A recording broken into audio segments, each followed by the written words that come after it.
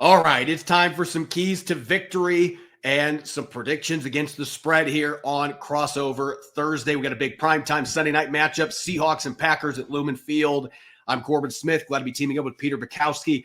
Peter, let's get to the keys to victory for the Green Bay Packers. This has been such a weird series over the years where the home team has just been utterly dominant. I can't remember the last time the Packers won at Lumen Field, and I can't remember the last time the Seahawks won at Lambeau Field. And this game being in Seattle, obviously a lot of different characters, almost all different characters now. But what do the Packers need to do to make this long trip out west and get the win on the road? Is the last time the Packers have won in Seattle Aaron Rodgers' first season as a starter? Could it be that long ago? I think so, yeah. I think it was 2000. It was pre-Pete Carroll. So yeah, it's been 16 years basically since this has happened. I don't believe in we were just talking to Chris Carter on our NFL Squad show that the Steelers have not won in Philadelphia since 1965, which is crazy. So at least it's not that long a streak. I appreciate that. But this is going to be a fun game. I think both of these offenses are going to find ways to create opportunities for themselves. I think Geno Smith is going to be able to attack this Packers defense in the middle of the field. I can't wait to see how they deploy Jair Alexander. Would you follow DK Metcalf with him? Is Keyshawn Nixon going to play in the slot with Javon Bullard likely out? How are they going to align some of these guys? Is Evan Williams going to be back? Romeo Doubs looks like he's back practicing. I think that's really a good sign for this Packers offense. This offense has faced the toughest defensive schedule in the league this year, according to FTN Fantasy. They're not afraid of anybody. And in their 4 losses, they have put up 400 yards in 3 of them, and over 30 points in the one that they didn't. So the offense has not really been the problem. It has been penalties in the red zone. They lead the league in red zone penalties.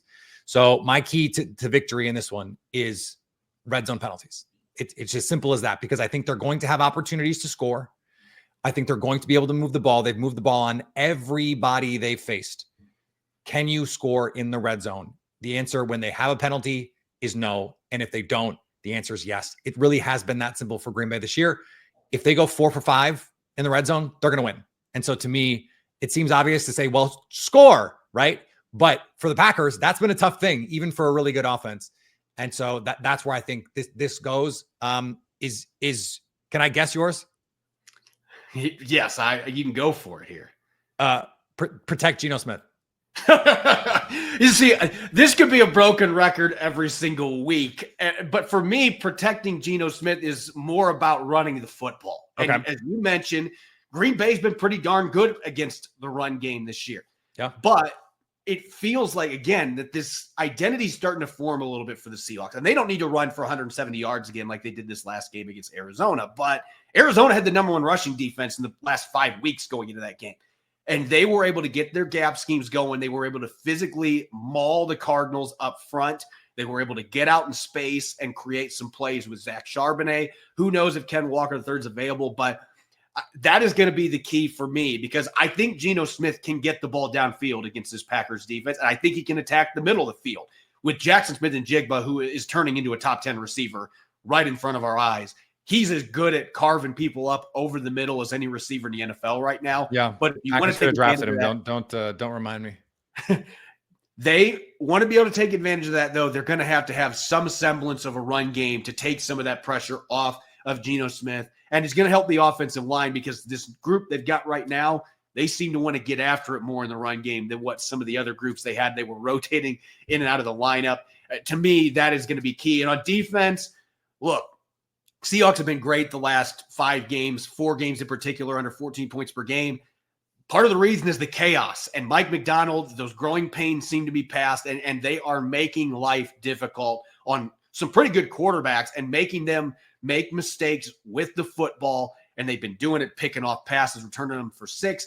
I don't think they need a pick 6 in this game, but they've got to find a way. Jordan Love has been willing to throw into double coverage this year several times. Sure has. In Seattle, get the pressure or mix in the sim pressures that are going to create some looks where Jordan Love ends up misreading the coverage and then makes a bad mistake. Seattle has been making every quarterback pay doing that in the last month. Can you keep that rolling? That seems like a prescription to get a victory over the Green Bay Packers if they're able to do that again at home. I think that chaos point is perfect in my last key here, because this is going to be a game, and I said this on our squad show, for all the spread modern concepts in the NFL, you still win or lose games at the line of scrimmage. Yep. On both sides. And this Packers run game, I think, has an advantage against the Seahawks. And Matt LaFleur has proven, if he thinks he can run it on you, he's going to run it 40 times on you. And they're going to get in heavy personnel, and they did this against Detroit. They got in 2 tight ends. For the last 3 quarters, Corbin, they played 44% 12 personnel with 2 tight ends on the field. 44%. Like, that would be number 1 by a mile in the NFL if it were a season-long number. And they're getting Luke Musgrave back. At least he's back practicing. I think this is one of those games where you see a ton of under center runs, a ton of under center play action, and the Packers do the same thing they tried to do to Detroit. Let Jordan Love throw it 20, 25 times. See if you can stay on schedule, make a couple plays on 3rd down. And I think that's the way you get this going. On the other side, though, I am worried about Green Bay's middle of the field defense, because I don't think Seattle's going to want to run the ball. Like, if you go 70-30 pass rate versus run rate, I think Grubb is happy. Like, I think Geno Smith is happy. I think Jackson Smith-Njigba and DK Metcalf are happy. And that's kind of who they've been this year. That concerns me, which leads me to think this is going to be a shootout. I think this is like a 30-24 kind of game. I think 2.5 is not enough. It opened at 3.5. I think it should be 3.5 or 4. Jair Alexander coming back, Romeo Doubs coming back. I think that could even push it to 5 for me in the way that I look at it. So I have it like 30-24 Packers in a game that I think is going to could potentially feel closer than that. And so that's where I am. I think they get their first win at Lumen, first win in Seattle in a decade and a half. 2.5 seems, I don't know. I just feel like Seattle's playing really good football right now. And I know Green Bay is too, but the issue has been Seattle's been so bad at home most of this year, which has just been uncharacteristic. But that is weird. They did beat Arizona the last time they were at home, and that looked more like a typical Lumen Field game with the crowd noise and the other team having issues with penalties, the false starts galore. So can the crowd bring it again? I think the crowd's going to be a big part of this. And Sunday Night Football, this is going to be a real nice litmus test for Mike Macdonald, because Pete Carroll's teams were dominant on Sunday Night Football during his time. Is Mike Macdonald going to carry that over for this game? I think this is a game that is going to be extremely close, and whoever has the ball last wins type game. And I'll have my score prediction on our Friday show, but I think that this is one you could flip a coin on, because both these teams are playing good football. Even in a loss last week, I thought Green Bay played winning football for most of that game.